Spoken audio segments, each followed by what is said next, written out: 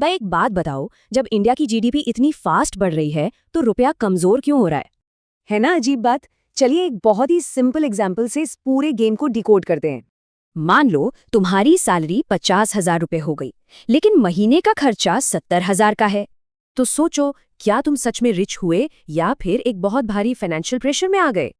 बस एग्जैक्टली यही सेम चीज आज हमारे इंडिया की पूरी इकोनॉमी के साथ हो रही है। इंडिया की ग्रोथ का इंजन है पब्लिक का दबाकर खर्च करना। नई कार, आईफोन, शॉपिंग और रोज फूड डिलीवरी। लेकिन बॉस, असली प्रॉब्लम यहाँ से शुरू होती है। ये सारा हाई एंड सामान आखिर आ कहाँ से रहा है। इतनी भारी डिमांड पूरी करने के लिए इंडिया दूसरे देशों से बड़ी मात्रा में तेल इंपोर्ट करता है। सिर्फ तेल ही नहीं, करोड़ों के महंगे इलेक्ट्रॉनिक्स और लेटेस्ट मोबाइल फोन भी विदेशों से ही मंगाए जाते हैं। और हाँ, हमारी बढ़ती टेक डिमांड्स को पूरा करने वाले विदेशी कंप्यूटर चिप्स के बिना तो काम ही नहीं चलता। यहाँ तक कि बड़ी बड़ी इंडस्ट्रियल मशीनरी भी हमें इंडिया के बाहर से ही इंपोर्ट करनी पड़ती है। अब कैच ये है कि इन सभी इंटरनेशनल इंपोर्ट्स का पेमेंट सिर्फ एक ही करेंसी में होता है, डॉलर्स में।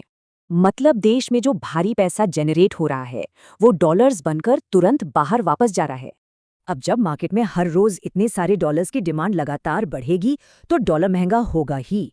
और जैसे ही डॉलर महंगा होता है, उसका सीधा प्रेशर हमारे भारतीय रुपए को कमजोर कर देता है। तो भाई सबसे बड़ा सवाल ये है कि हम इस भारी इंपोर्ट वाले ट्रैप से आखिर बाहर कैसे निकलेंगे। सॉल्यूशन सिंपल है, माइक्रोचिप्स खुद बनाओ, एक्सपोर्ट बढ़ाओ। हमें सिर्फ बायर नहीं बल्कि मैन्युफैक्चरिंग सुपर पावर बनना होगा।